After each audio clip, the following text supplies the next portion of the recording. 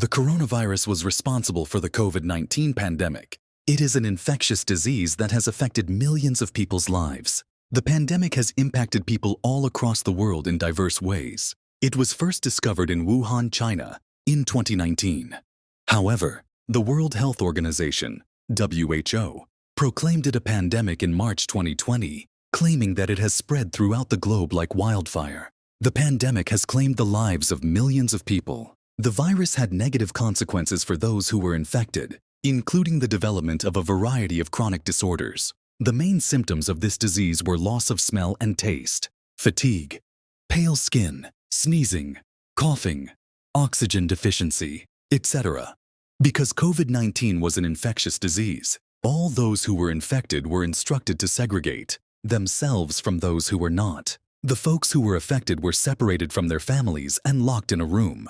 The government has prioritized people's safety. The frontline personnel were like superheroes, working tirelessly to ensure the public's safety. For the sake of their patients' and close relatives' safety, many doctors had to stay away from their families and babies. The government had also taken significant steps and implemented different protocols for the protection of people.